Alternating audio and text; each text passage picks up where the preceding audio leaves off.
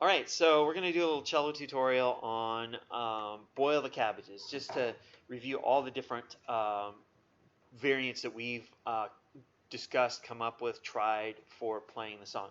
Of course, there is the basic third finger on the tape, fourth finger, third finger, first finger, third finger, fourth finger, third finger, first finger, and then open.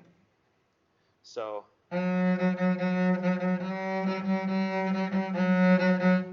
or the other way, right, was just straight quarter notes and half notes.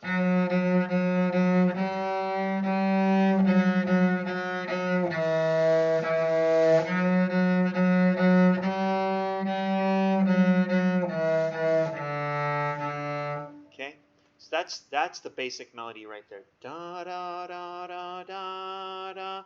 Boil them biscuits brown.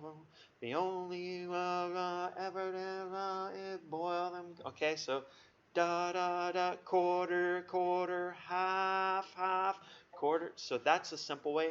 And then down puppy, up puppy is the other way.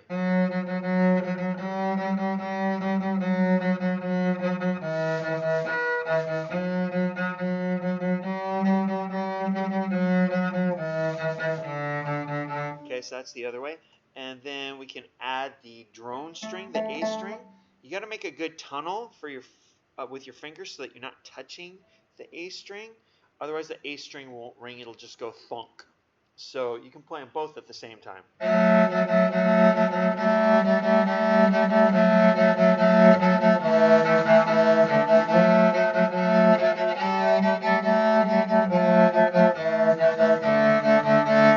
Okay, sounds pretty cool. What else do we have? We have the bass line. How about the bass line? Pizzicato. D D D da da da da da da da da da da da da da da da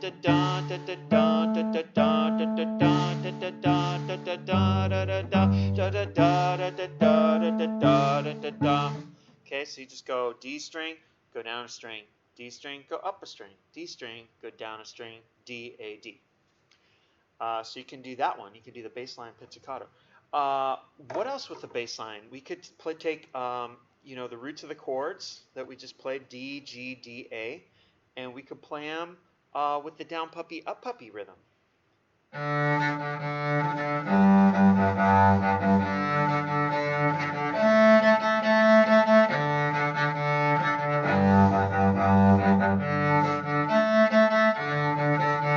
Okay, so there it is with the down puppy, up puppy rhythm. We could play double stop chords where we play the D and the A together, and then we just move our bow over one string and play the G and the D together. We go back up and play the D and the A together. Then we go up and play either just the A string or the A string with a first finger on the D. You could do that so that you get the E in it, since violins have an E string but cellos don't. So you could then still play a double stop on it. So that would sound like this. Okay,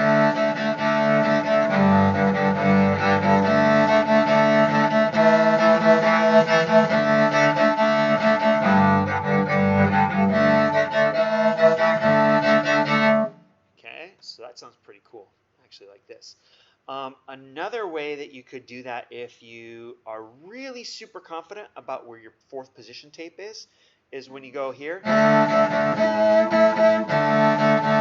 is instead of just going up to the A string, you can pop that fourth play right on that fourth position tape, and it'll be just like you had an open A string and an open E string, right? Because that's going to be an A on the D string there and an E on the A string. So you could do that. Let me see how that sounds again.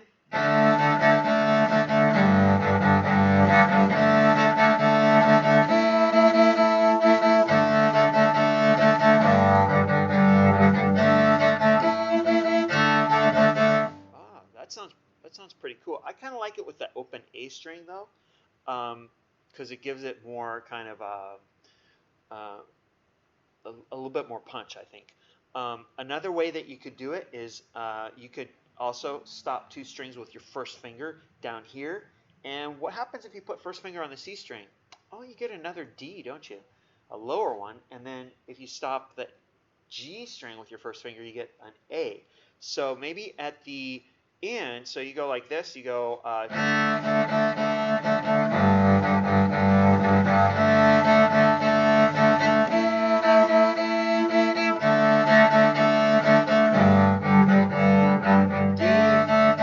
and check this out.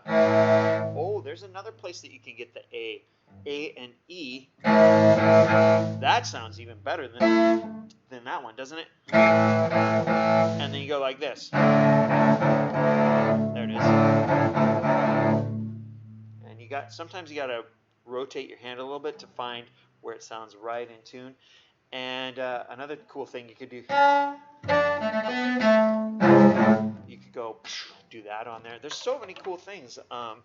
The cello just sounds really amazing. Okay, let's go back up to this fourth position thing. Because remember, we've got F sharp, F sharp, F sharp. We got it up high now, right? So 3 fingers up there in fourth position. So some of you might have a fourth position tape right up there.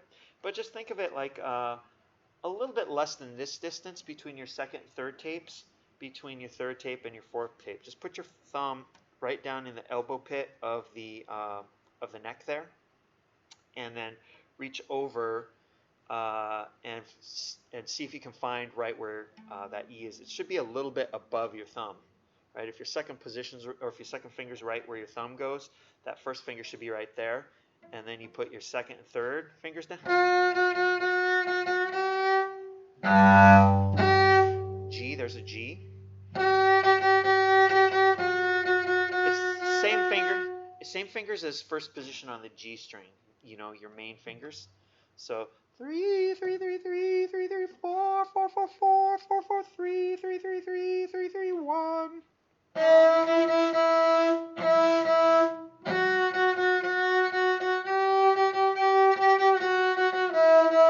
Now what are we going to do here? I just ran out of fingers.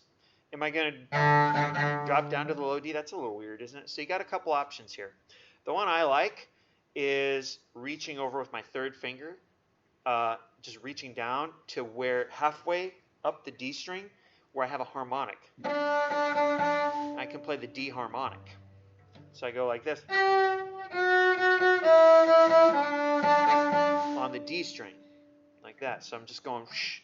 And the reason I like that is because you don't have to be super accurate with it. You just lightly touch the string, and if it's close to halfway on the string, it'll sound right on D. So if my finger's here,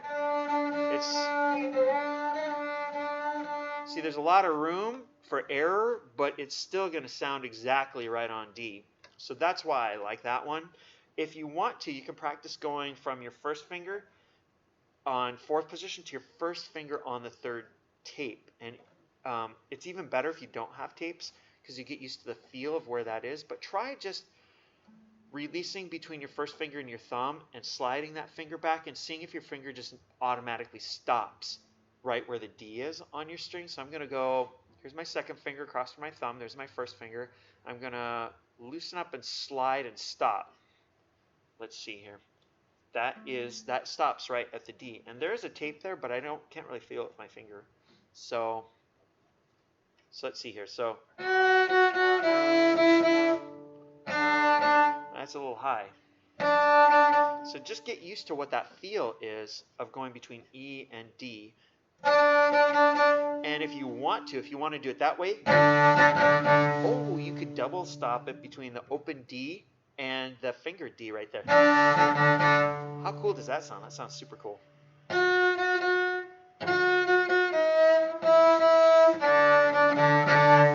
that sounds really cool. Another thing you could do up here is while you're in third position, if you can anchor that first finger right, this is a little bit advanced here, by the way, so you might just skip this, but if you want to try it, anchor that first finger across both strings. Make it sound just like your A string, and check that it sounds like an E, and then you can do this.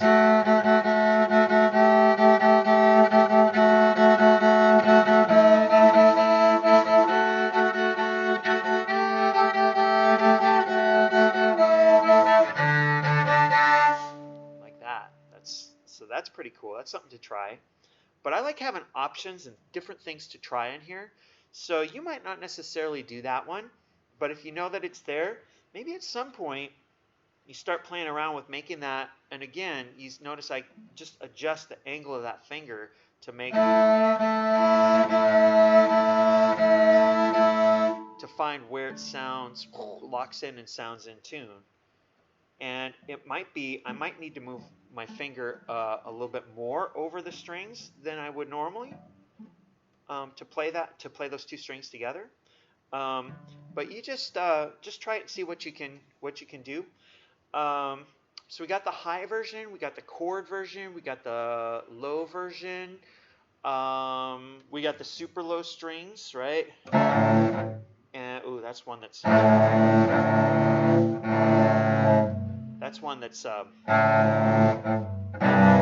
oh, that's why those two.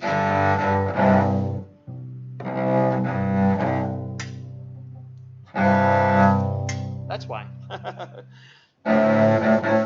There it is. That's much better. All right, so you can play. You can play the super low version. Play the super low version there. Practice that up if you want to.